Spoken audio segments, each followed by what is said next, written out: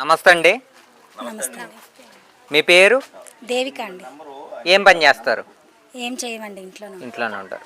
ఇప్పుడు ప్రస్తుతం ఆంధ్ర రాష్ట్రంలో కూటమి ప్రభుత్వం గెలిచింది కదా, ఎలా ఉందండి పరిపాలనా విధానం? పరిపాలనా విధానం చాలా బాగుందండి. ఇంతకు ముందు కన్నా ఇప్పుడు పరిపాలనా విధానం చాలా బాగుంది. ఆడవాళ్ళకి పెట్టిన ప్రభుత్వం నుంచి ఆడవాళ్ళకి వచ్చేవన్నీ బాగానే వస్తున్నాయి. చాలా బాగుందండి ఇప్పుడైతే ప్రభుత్వం. అంటే ఆడవాళ్ళకి నిరుద్యోగ భృతని వెన్నుపోటు పొడిచారు చంద్రబాబు గారు అంటున్నారు. అయ్యో అదేం లేదండి. ఆయన కూడా అన్నీ ఒకేసారి చేయాలంటే చేయలేరు కదండి. ఒక్కొక్కటి చేసుకుంటూ వస్తున్నారు. ఇప్పుడు తల్లికి వందనం అన్నారు, అదొకటి చేశారు. అది తల్లికి వందనం అనేది మరి ఇంట్లో ఎంతమందికి ఉంటే అంతమందికి వస్తుందండి? వస్తుందండి. ఎంతమంది ఉంటే అంతమందికి వస్తుందండి. ఇంట్లో ఎంతమంది ఉంటే అంతమందికి.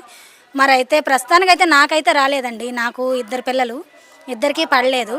అది ఏంటి అని చెక్ చేసుకుంటే మీటర్లు ఎక్కువ ఉన్నాయని చెప్పారు. అవి తీయటానికి చాలా తిరిగామండి. మరి అవి తీసారో లేదో అన్నది చెక్ చేసుకుంటే ఇంకా తీయలేదని తెలిసింది. అవి కూడా పూర్తి చేసి మాకు అవి పడితే మాకు కూడా కాస్త నమ్మకంగా ఉంటుందని అనిపిస్తుంది. ప్రస్తుతం ఆంధ్ర రాష్ట్రంలో ఉచిత బస్సు పెట్టారు కండి, ఎక్కారా అసలు? ఎక్కామండి.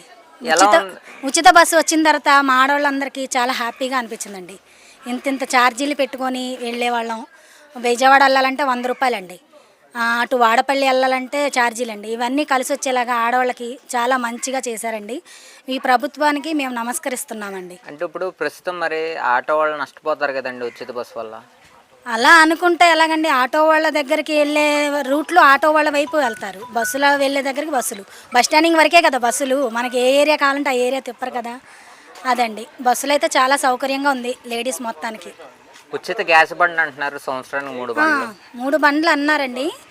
అవైతే ఇప్పుడు దాకా నేను తీసుకోలేదు. ఎందువల్ల అంటారు?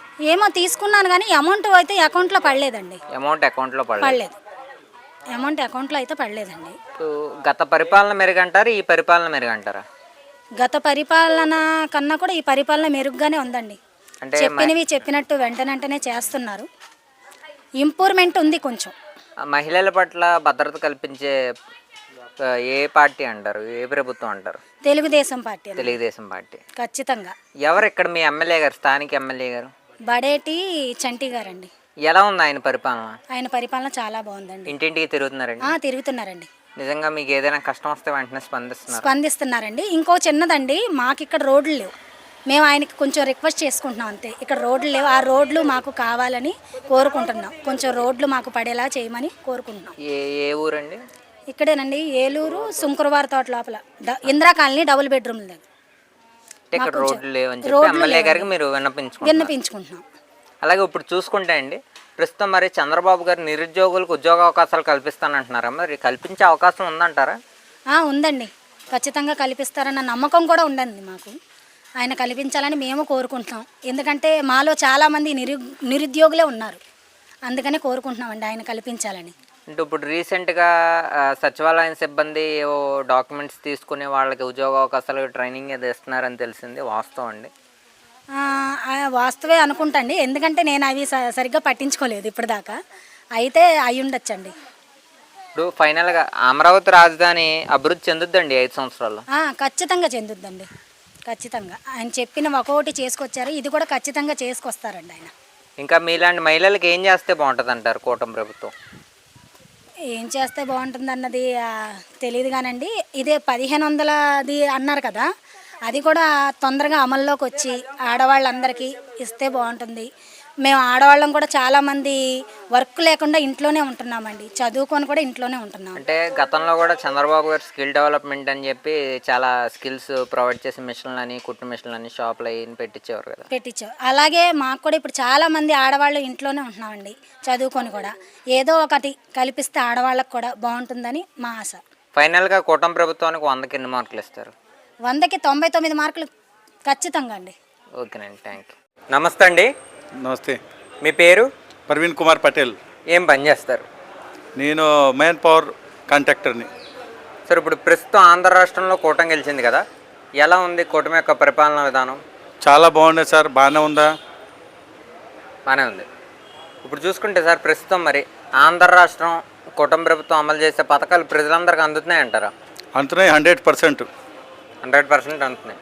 అంటే చాలా చోట్ల వ్యతిరేకత వచ్చింది, పథకాలు ప్రజలకు అందట్లేదు అంటున్నారు. అవన్నీ అపోహలో, అవన్నీ దుష్ప్రచారంలో. దుష్ప్రచారాలు అంటారు. అంటే మరి రుషికొండ పేరుతో బాబు మరియు కళ్యాణ్ దోచుకుంటున్నారు అంటున్నారు. ఇవన్నీ అపవాలు, ప్రతిపక్షాలు అపవాలు చెప్తున్నారు. సరే ఇప్పుడు చూసుకుంటే మరి ఆంధ్ర రాష్ట్రం అభివృద్ధి బాటలో నడిచే అవకాశం ఉందంటారు ఈ 5 సంవత్సరాల్లో? చాలా 100% అభివృద్ధి చేస్తున్నారు బాబు గారు. మరి ఇప్పుడు కూటమి ప్రభుత్వం ఏదైతే ఉందో ఈ కూటమి ప్రభుత్వం మెరుగంటారా, లేదంటే గత 5 సంవత్సరాల పరిపాలన చూసారు జగన్మోహన్ రెడ్డి పరిపాలన, అది మెరుగంటారా? జగన్ రెడ్డి ప్రతిపాలన అతని చిక్కరి రోజు. ఇప్పుడు చాలా బాగుండే ప్రభుత్వం, ఇదే ప్రభుత్వం కంటిన్యూ కొనసాగాలి, కంటిన్యూగా ఉండాలి. మరి ప్రజలకు నిరుద్యోగులకు ఉద్యోగ అవకాశాలు కల్పిస్తారు సార్ మరి కూటమి ప్రభుత్వం? కుటుంబ ప్రభుత్వం వచ్చినప్పటి నుంచి చాలా ఎస్సీడీఎస్ తీసింది, చాలా జాబ్ మేళాలు పెడుతున్నారు, చాలా ఉద్యోగాలు వస్తున్నాయి. అంటే ఇంకా ఆంధ్ర రాష్ట్రానికి ఎటువంటి పరిశ్రమలు రాలేదు మరి? ఆంధ్రప్రదేశ్లో ఎస్సీడీఎస్ తీసారు, తర్వాత హెల్త్ సెక్టర్లో తీసారు ఉద్యోగాలు. అంటే ప్రస్తుతం సార్ ఇప్పుడు చూసుకుంటే కనుక ఇప్పుడు గత 5 సంవత్సరాల్లో లిక్కర్ స్కామ్ జరిగింది అంటున్నారు, వాస్తవం అంటారా? 100% వాస్తవం. ఎక్కడ స్కానర్స్ లేదు, ఇప్పుడు ప్రతి షాప్లో స్కానర్ ఉన్నాయి. అంటే ఇప్పుడు మరి అందులో ప్రధాన నిందితుడు జగన్మోహన్ రెడ్డి అంటున్నారు, మరి ఆయన అరెస్ట్ చేసే అవకాశం ఉందంటారా? ఆయన జగన్మోహన్ రెడ్డి గారినో ఈ 5 సంవత్సరాలు చేసిన పని గురించి ముందే ఆయన గవర్నమెంట్ ఉన్నప్పుడే అరెస్ట్ చేసేయాలి సార్. మరి ఇప్పుడు మరి ఎందుకు 11 సంవత్సరాల నుంచి బెయిల్ మీద ఉన్నా ఇంకా అరెస్ట్ చేయకపోవడానికి గల కారణాలు ఏంటంటారు? అరెస్ట్ చేయకపోక కారణం అటు ఇటు మాట చెప్పుకుంటున్నారు.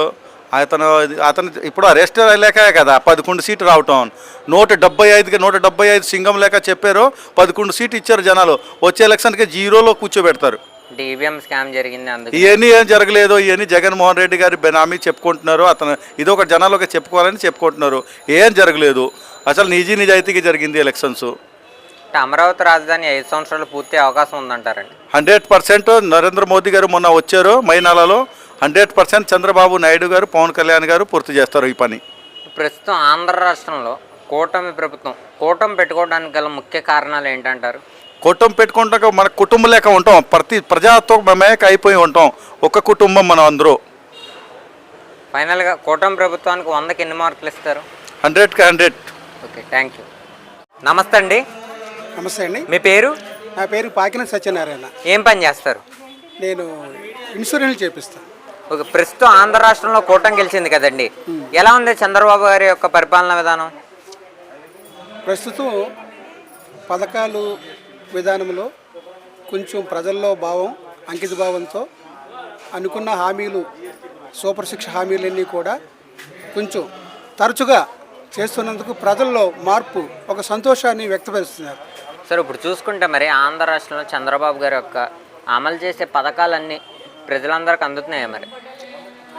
అందే విధంగా ఉద్యోగస్తులు పనిచేస్తున్నారు, అదేవిధంగా మరి పార్టీలో ప్రజాప్రతినిధులు పనిచేస్తున్నారు, అదేవిధంగా సేవాభావంతో పనిచేస్తున్నటువంటి మాలాంటి వారు కూడా సహకరించి అందరి వారికి అందే విధంగా వారికి ఉన్నటువంటి లోటుపాట్లు తెలుసుకొని మరి ఆఫీసుల ద్వారా, అధికారుల ద్వారా పనిచేస్తున్నాం. మేము మ్యాక్సిమం అందుతున్నాయనే అభిప్రాయంతో మేము ఉన్నాం. సార్ మరి ఇప్పుడు కూటమి ప్రభుత్వం పొత్తు పెట్టుకోవడం వల్ల ఆంధ్ర రాష్ట్రానికి కలిగే లాభాలు ఏంటంటారు?